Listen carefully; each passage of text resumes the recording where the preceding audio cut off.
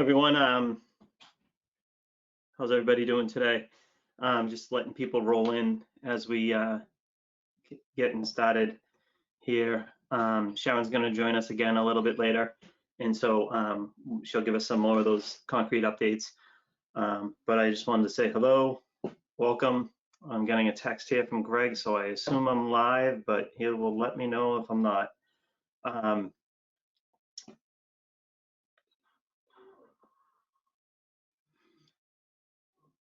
All right. So hello, everyone. It's May 19th. Just wanted to say hello. Hope everyone's doing well. Everyone's healthy. I got to change the locations today, as you can notice. So I'm in my son's room. So, well, you know, I guess as of last night when we met with the small group, we were excited to be able to announce that we had closed the New Boston Street Care Center, and we currently had no positive cases. And so we were sort of believing that that was going to be our update today, and I was hoping that was going to be our update today, but that changed this morning when someone spiked the fever last night and they went out to get tested just today. So I know the results were coming in as we were getting on this call, and so I'll let Sharon elaborate on that. So but so that the one person last night who did spike a fever, who does have some respiratory concerns, and so they went out to get tested today, and we will know the results of that, or we might already know those, and Sharon will elaborate some more on that. So as far as everyone else that lives within NuPath homes and everyone else is healthy and there's no positive cases right now, we were able to close the New Boston Street Care Center last Wednesday. As far as individuals that attend our programs and the day programs and supported employment and all that, there are a few people who are in their quarantine period, but overall everyone seems to be healthy. The telechecks that the nurses are doing, as well as the remote learning and just the check-ins with families seem to be very well received. So we will definitely keep up with that. We know in our region, DDS regions that were in the Northeast, they talked today about seeing a little bit of a steady decline in numbers, which is good news, and that certainly the infrastructure and the facilities we have to handle those cases have started to open up some more beds, and there's been plenty of beds available as well as support available. Counting PPE and a variety of those things that have come from all over the place, and people have been very a lot of sharing and generous and making sure that everyone has ample supply of those. So so as far as in the region that we're in, we have seen a decline on positive cases, which is great. Certainly the numbers of people quarantining is steady. The numbers of also staff coming back as tested positive has declined, and so that's a good sign for the region and for where we're at. And we know that the frequency and the number of availability to get quick testing is so much greater than it was at the beginning, and the capacity is so much greater that everyone is accessing that who wants to be tested in, and that has been very beneficial. Yesterday Governor Baker announced his safer at home, I think is the proper slogan that he's using at that, in safer at home. What that means for NuPath and what that means for our individuals and staff is really what we're digging into right now. We are still waiting some guidance that we expected to come down today from DPH for next steps. We do know that in his plan that our day programs and day habilitation programs fall under plan 2 or part 2 of his plan. And so we're supposed to get updates on that, but that puts us back out about 3 weeks until we could possibly see a reopening of some of our day programs. Now there's many things that needs to get fleshed out during that time. Certainly transportation being one that I receive continuous emails on and continues to be part of many people's conversations. The idea that a 15-passenger van would be able to transport people in and that we'd be able to keep the recommended social distancing is not possible. And so we do know that that's a hurdle we're going to have to overcome, um, as well as many other things. Capacity of numbers of people allowed back into the building at the time. Certainly there's side conversations going on that, and speculation, but certainly that's all it is right now. We don't have those limits, or the capacity limits. And so we're just trying to make our decisions based on the facts that we know. And like we did in the beginning when we tried to plan the care center, is in really just all the resources, the supplies, everything is really just not get ahead of ourselves at some point, and just really deal with the concrete and what we think we can manage, and then see what we think we can manage fits into what were the guidance that we receive. And so we've had a lot of great conversations, both with ADDP as well as DDS and with the larger groups, but we've also had a lot of great conversations on a one-on-one basis with the area directors from DDS, as well as Kelly Lawless, the regional director. And so we feel like we are in line with what their thinking is and what the possibilities are. We are still waiting for some things behind the details as far as funding from DDS and supports to pay for this. But as Dan has dug into that a few times and referenced the PPP loan that we received, and we have done a great job accessing the monies that are available to us, but also our staff have done a tremendous job just stepping up to the plate and continuing to staff the houses and continuing to post on Navigating Life and be active with families on Navigating Life.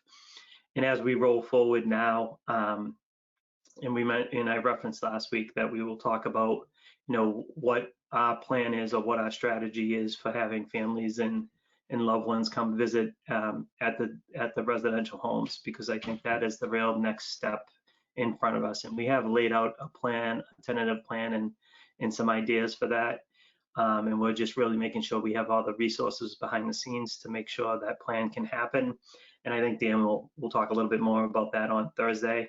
But we do feel, like we're going to continue to ask you to work with us. We are going to have some schedules and limitations to visits, but we do hope that is the next phase of us opening up, allowing families and loved ones to come visit in manageable numbers and go from there. And so we will definitely be providing more detail and guidance on that for our residential homes. And that's really how we fit into the next phase of the governor's plan is, day programs are definitely phase 2. We are planning and getting prepared for that and what that means for us. But for us, the next step in this process for us is really making sure that we can get families in to spend some time with their loved ones at the programs, as well as resuming some activities with the guys and ladies at the houses, and get out into the community when it's safe, in smaller groups, with practicing social distance and just really starting to get some semblance of their days back. So so much of what's Safer at Home plan means to us, each and every one of us individually. I think it varies on what your beliefs are and how you feel, how much more you think you can tolerate. And so we are making decisions, as I've said to a family member yesterday, not based on what our personal beliefs are, but based on what we think is the best interest for the men and women at the house as a whole, and to keep everyone safe. Because what we certainly would hate is any type of spike in any of our programs. Residential certainly, because those are the ones that we have people at now, but as we move forward with day programs too, we certainly will do everything we can to make decisions with not wanting to see any spikes. So I think that's about it. I've seemed to have said a lot of ums today. I'm referring to my notes. I'm not in my normal environment. So we'll bring Sharon in. Sharon can update us on the results for the person that did spike a fever. and just bring us up to date overall on some other things. And then they'll come back in and look and fill in a few details. I haven't for this meeting. I think so much time has passed and so many different weeks we were updating, total number of cases, active cases, total numbers of staff tested, and now we're at a frequency to where testing is happening so frequently and so rapidly with staff going to their local pop-up sites and CVS and everything. So we didn't really focus too much on those numbers, but again, I tell everyone and all the staff and families that if you have a desire to get tested and you need help getting tested, or if you have a concern for yourself and need some help guiding through that, please just let us know and we will help you help you get the resources you need. So I think Sharon's here. I see the screen, but Sharon, we can't see you this week. Is that correct? You could see me a little while ago. Something happened again, so yeah. I'll verify that, Sharon. We did see you a little while ago, Greg and I. So I don't know what happened, but it's good to have you join us. Thank you. Thanks. How are you? Good, thanks. How are you? Good. Oh, there you are. There you are. Great. So I know that we had some results just about to come in for somebody, and I know you were dealing with that as I was on the call, and so maybe you can start there and we'll go from there. Yeah, so we did have somebody spike a temp last night with a headache and a cough. We had them tested this morning and we did get the results that they are positive. We are in the process of having the rest of the house tested today. So that's where we're at with that particular house. We have we still continue to do the mobile testing, so being proactive with some of the houses, and we do have we did put in one of our houses to be on next on the list for that. We obviously have to wait for them to tell us, but that should be, maybe towards the end of the week or early next week. So we have 3 houses left to be tested proactively, as well as a couple of people that live in independent supports. So, but everything's moving like it should be. I would like to, because things are opening up, and people feel like, oh, we're finally through this. We're really not through this. So I just want to encourage people to continue to, wear your face mask when you're in public places, washing your hands, using hand sanitizer. If you're working in any of our residential programs, to continue your cleaning as we have, maintaining social distances, all the things that have got us so far, to have come out so well so far. So I just would encourage people to just remember that we're not out of the woods yet with this. Really. Yeah, no, so true, so true. We know, thankfully, through looking at the feeds and all the posts and navigating life, that so many people have done such a great job wearing their masks and practicing social distancing. And certainly we have seen, a few isolated incidences of people violating that, but we're really, I think so many decisions that we made along the way that were not the easiest decisions, or to wait and before even embarking on a certain thing, allowed us to really help control the spread of some of the cases, and the staff did a great job with the social distancing and wearing masks and following proper PPE. But please, I would remind them again to just be vigilant with that and stay vigilant with that. And as we go forward and start to have families visit at the houses, that expectation will be placed upon any visitors coming in to the location of the house. We will not be allowing people to enter the residence still at this point. And so I should have mentioned that earlier. Didn't mean to interrupt you. I was just looking at my note, and as you were talking about it, thought I'd reference it. Yeah, that was that's the continued recommendation from DPH is to no visitors inside the house. I can say that, nursing still is doing their outreach daily, twice daily, to every house, checking on, not just temperatures, because everybody knows that's just not the only thing that is indicative of perhaps having the COVID-19, but checking on appetite, behavior, if it's someone that can verbalize smell, is somebody's appetite off? Maybe they can't tell you that, but you're noticing that they're not eating like they usually do or whatever. So those are all things that are being monitored by nursing as well as staff. But so that's been ongoing and will continue to be ongoing, which has been very helpful to catch things early. Good, good. So you referenced the person who spiked the temperature last night, tested positive, and so the rest of the house will be tested today, and that will be at a rapid testing site, correct? Rapid testing site that also does a respiratory assessment along with that.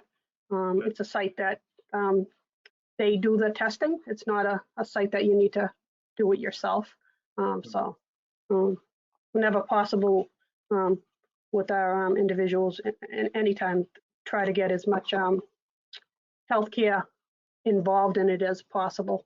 So getting a full respiratory assessment on someone is really key to get a baseline of where they're at. Good. And so then just to remind people that would sort of enact the strategy that we've used every other time, which is then we work with HR to notify the people who have been on shift, who has been exposed, and help them go ahead and access testing to assure that they've that they have not contracted it or don't have a positive case of it. And so so that would happen in this case, and we're really talking about this as the information has come in, so live, I guess, which is so much greater than where we were at the beginning when we were waiting 5 days. So so more information to come, and HR will be reaching out to you if you've worked a shift with the. Yes, that list has already been comprised and given to HR, so Good. that is in the works. Awesome. And then you mentioned three houses left to be tested, and proactively mobile tested. Yep. Yep. And I think we all know this, but that's just reminding everyone that's just a snapshot in time. That's all it tells us, is that specific point at that day. And so but that is something that we have worked through all the houses except those three, and we will continue to do that for the rest of those houses. So the house where someone tested positive today, had that house been tested already? Yes, that house had already been tested a few weeks back, and everybody was negative. So yeah, so we are, once we get everybody, all our houses tested, we'll be going around again, testing again, just to make sure that everybody's been tested at least once. And then of course, anybody with any symptoms at all would be tested. Staff, again, are encouraged to ensure that they do not come to work if they feel sick, if they have any kind of symptoms at all. And, we are continue to monitor everybody's temp upon coming into program. But remember that it's just not all about just temp. If you have a cough, or you have any sore throat, or if you don't smell like you usually smell, or things don't taste the way they used to taste, don't go to work. Call in and get tested. Sometimes they're very subtle signs sometimes. Right. And so certainly that has been amazing throughout this whole process, is to hear how many different people have experienced, no symptoms whatsoever, but certainly the level of different symptoms that now they say to keep an eye on. So that's interesting that house had already been tested, and now, here we are 2 weeks later that, someone has shown that. So that's what we mean, and that's what we talk about, just a snapshot in time, really, because they've had such little interaction with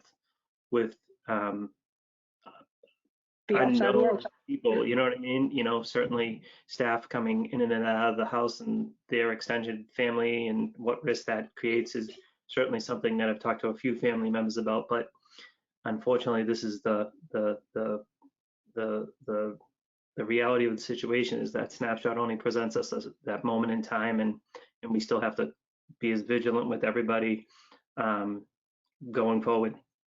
And so one thing that was a part of a conversation today with a provider that I was talking to, and I thought we'd just touch on here because you and I had talked about it before, was that if someone has tested positive, and they've done their 14 days of quarantining period or their recommended quarantine period from the Board of Health or doctor, many doctors in the Board of Health are recommending not to go back and be tested. Is that correct? Yes, yeah. And that, I know in the hospitals, if you're working in a hospital, some hospitals are requiring you to get 2 negatives before you come back to work. But they changed to symptomology, I don't know, maybe 3 weeks ago. The guidance is, as opposed to strict 14 days, it's more about what the symptoms you have and are your symptoms gone? Because sometimes your symptoms can be gone, excuse me, your symptoms are gone and you're negative now, and sometimes you're continuing with some symptoms and you're still positive, or you might still have some viral. The test is very minute to the virus, so if you have any viral load at all, it's gonna detect it. So some people are holding on to that for a while. They may not be shedding it, but they're still showing positive. So it's not recommended to be retested Right. unless you're having symptoms. Okay, great. And so certainly we won't get into it here. I'm going to talk a little bit more about the safer at home and where day programs fit into phase 2.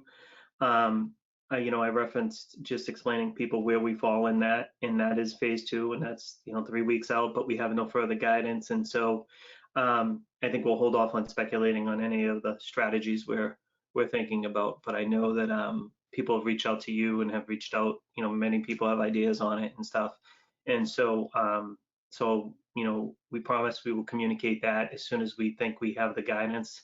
And understand the guidance and know how that fits into us as a whole, whether it be a Tuesday forum or a Thursday forum with Dan updating it, or even a Friday. We will certainly let people know that, but we do have at least 2 weeks in front of us before we know some more details of who that would be and how that's gonna be handled.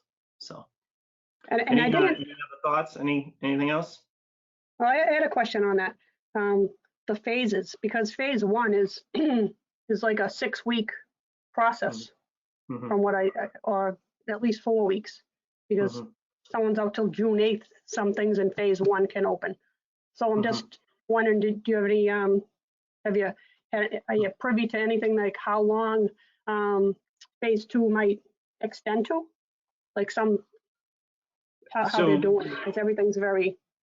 Yeah, I don't think, my understanding from yesterday's conference and from the group, the conversations I was on today, phase 2 really doesn't have a time limit on it. It doesn't necessarily have a timestamp. So whether he puts the 3 weeks or 6 weeks, it's all going to be based on the numbers, and that's where the coding system came into play, the yellow and the green and the red. Yeah. And so I just think that we will be given some details with permission to be able to move to phase 2, assuming the state doesn't see any spike in numbers within the 3-week period of time. And so that's sort of the shared belief by many providers and many people we talked with today, as well as DDS.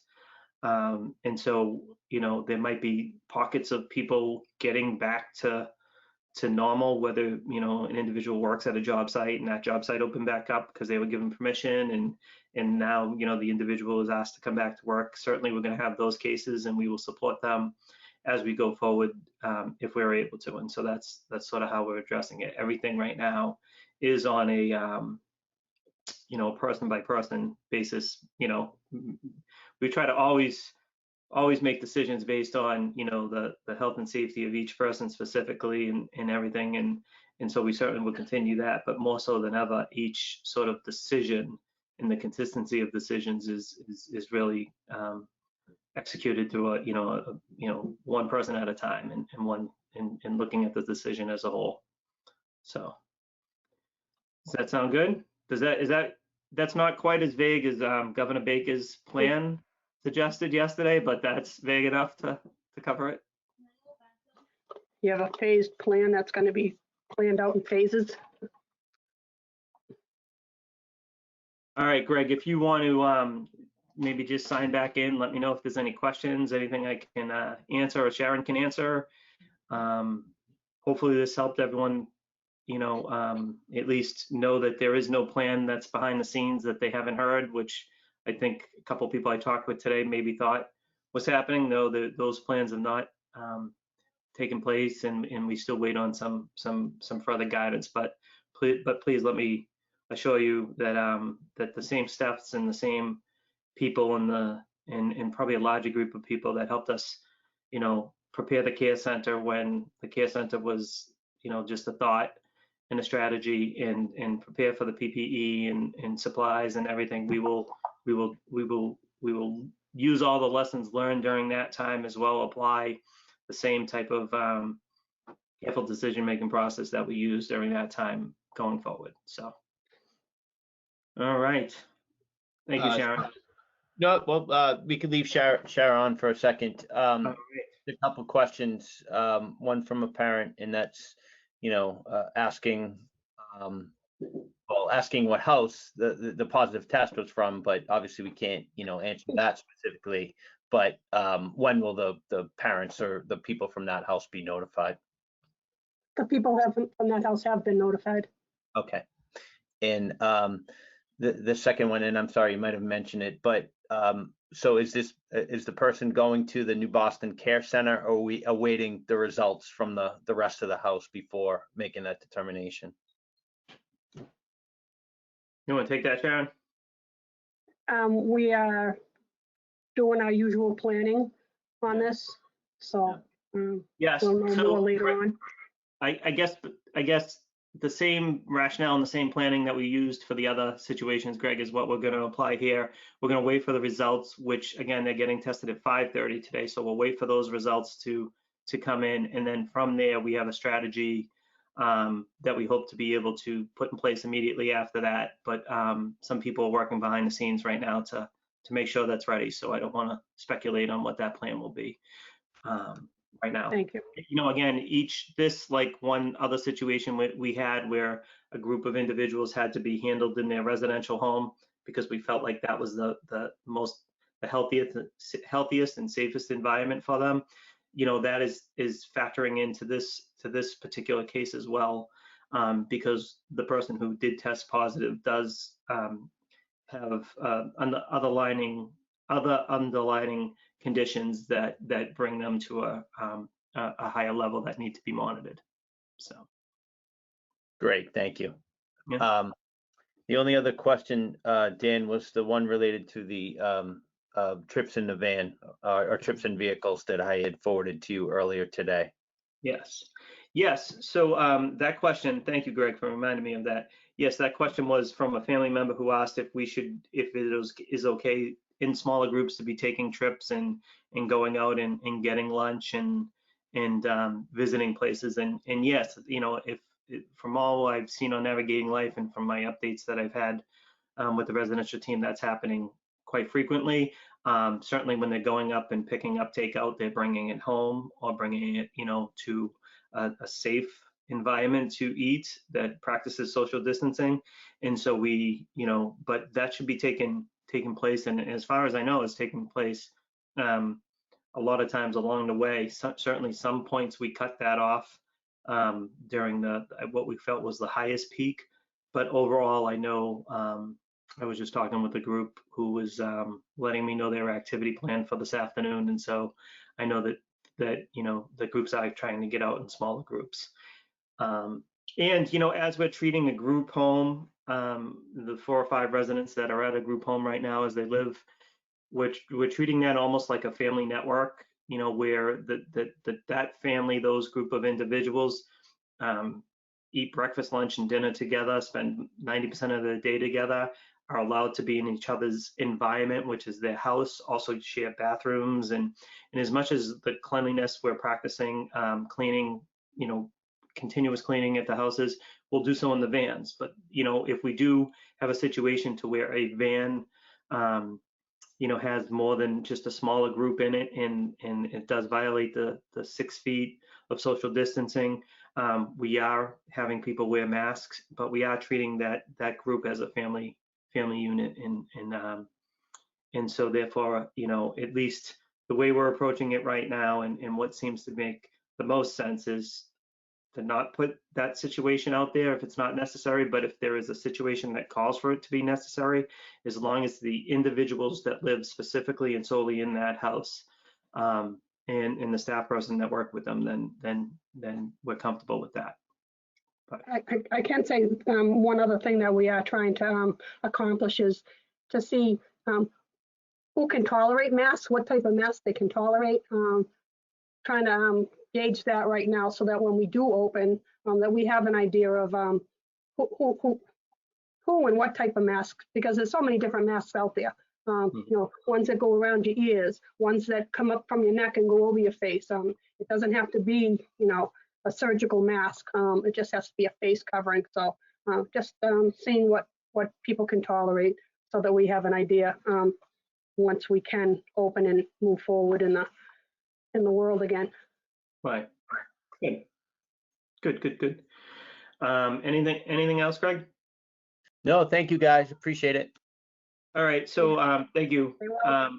I guess I would just, before I sign off, just remind people that that we do have some small group looking at Governor Baker's plan, and that day services is in phase 2, but you might hear in phase 1 people getting back to their jobs if their job was given the ability to reopen and stuff.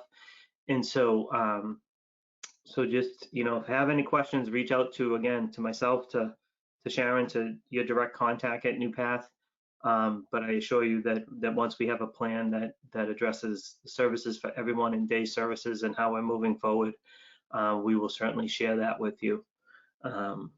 So, all right. All right. Well, thank you, everyone. Hopefully this was informative and brings you some information. We will now, ramp back up to try to handle the recent positive case and the members of that home. But